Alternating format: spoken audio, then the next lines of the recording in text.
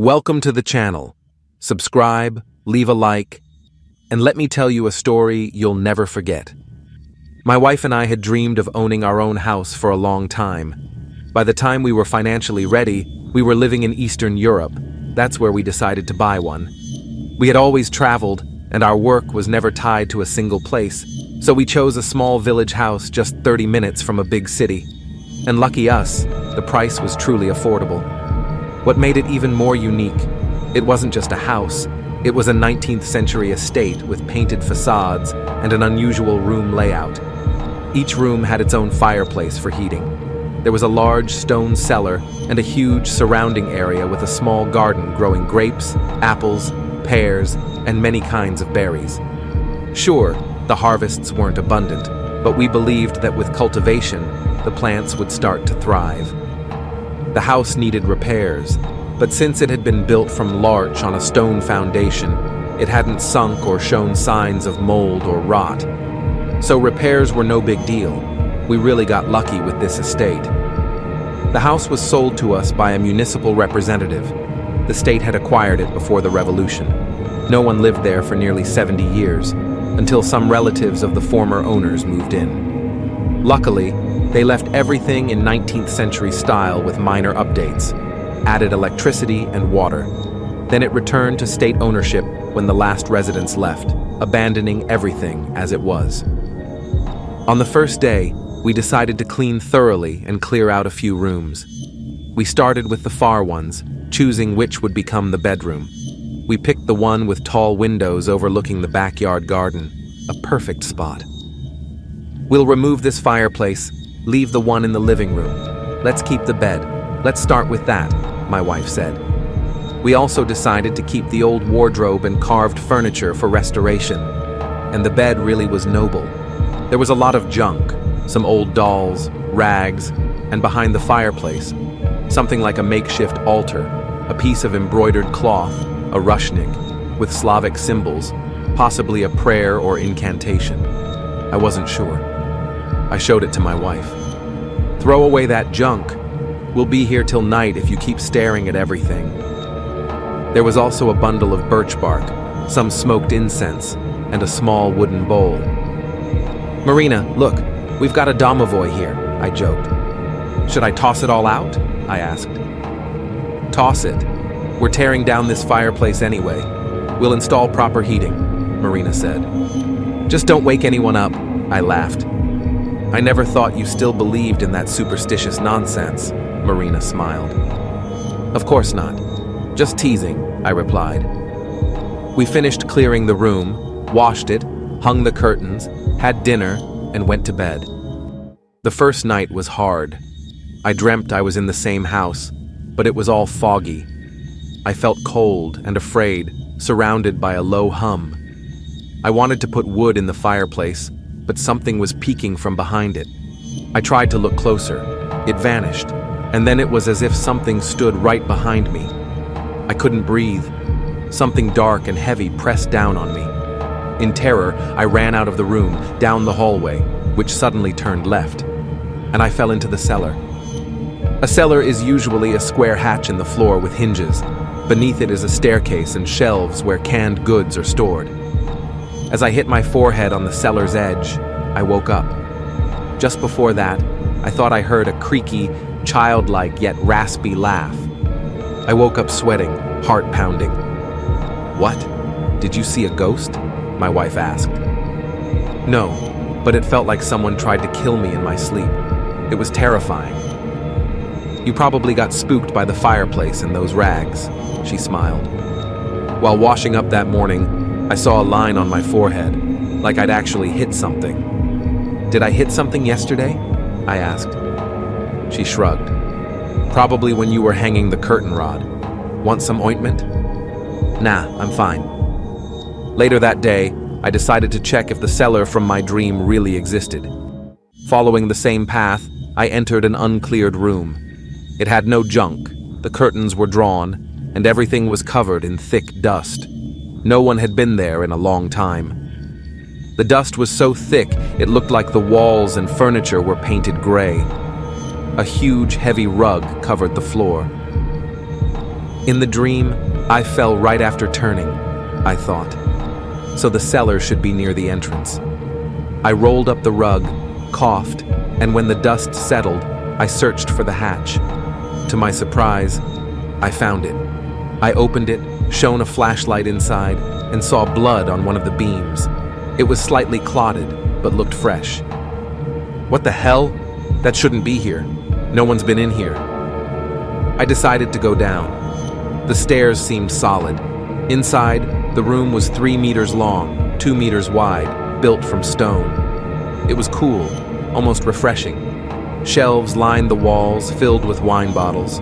Lots of them. Some were labeled 1874, 1865. This is a treasure, I thought.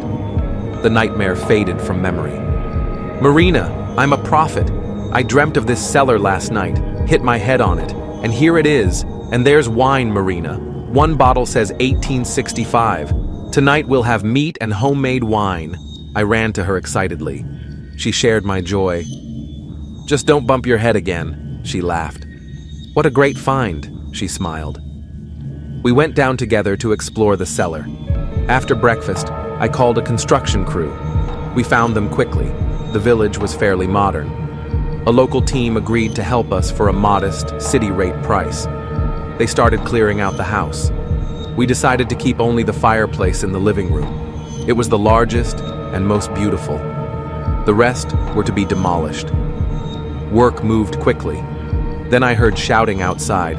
The workers were gathered around someone who had fallen off the scaffolding. He was okay, but had twisted his ankle. No idea what happened, he said. The rope was secure. Felt like someone pushed me. But no one was there. I'll add another rope and keep going. Don't worry. I gave him some medicine and he limped back to work. The crew split in two, some dismantled chimneys and stacked bricks. The others broke down fireplaces. The second group had an incident too. In our bedroom, I heard a scream and ran in. A brick had shattered and a shard hit one worker's safety goggles. It came dangerously close to his eye. A little more and I'd be blind, he said. I chuckled. Either I hired weird workers or this house is just cursed. The team started looking nervously at the corners.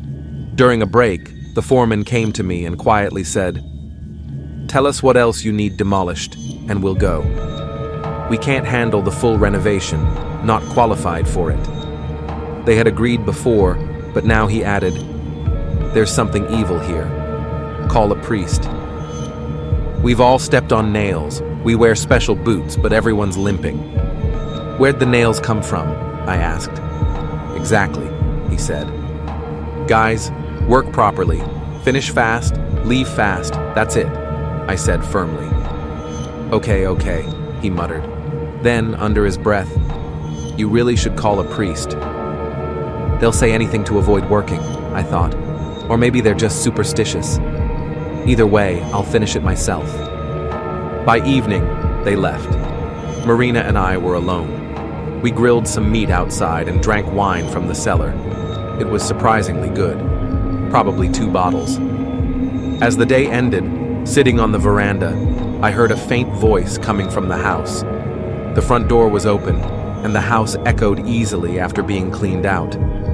From the darkness, like a creaking window frame. Shom Thray, shattered. It Thray, shattered. It was. You threw it out. Shh, not yours. My stuff.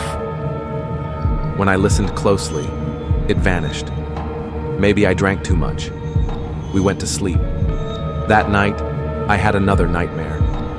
This time, the house was bathed in red light. Shadows moved. I felt something breathing behind me. Then it began choking me. So hard I thought I'd die. It let go, and I ran, tripping like a child. Suddenly, I fell again, into the same cellar.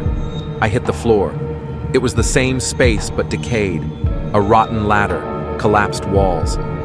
I had a flashlight and saw a fireplace at the end, exactly like the one in our room. Something was behind it. Then I heard it.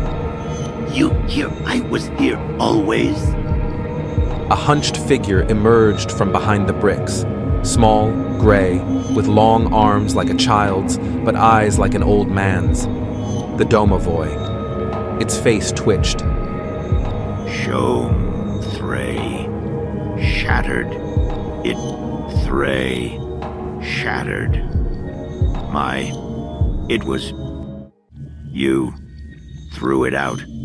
Shh. Not yours. My stuff. It whispered, hissed, came closer.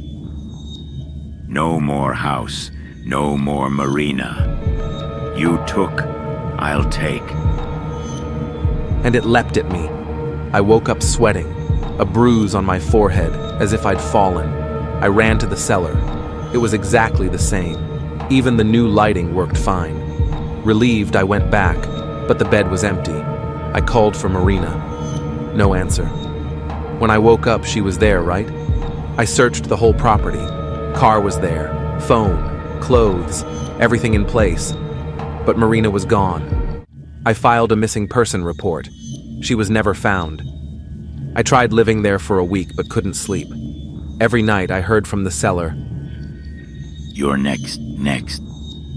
I'd listen. Silence. Eventually, I moved out. Stayed in an apartment during the investigation. They even suspected I killed my wife.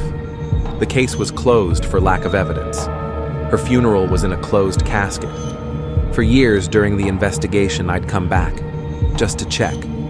Maybe she returned, always by day, never entered. I feared staying forever. Every Thursday, I'd dream of that damned house, the cellar, and that vile, grinning Domovoy whispering, Don't run. You won't escape. The day of her funeral, I returned one last time, poured gasoline, set it ablaze. Larch burns hot. From 10 meters away, I felt the heat, watched the flames, felt peace as the house disappeared. Then I flattened the ruins with a bulldozer and sold the land. But no money can erase that grief.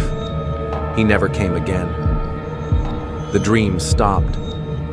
Though during the fire, I swear I heard screams of pain, of torment. Maybe the bastard was burning. Maybe that was Marina? How did this story make you feel? Share your thoughts in the comments. Thank you for listening.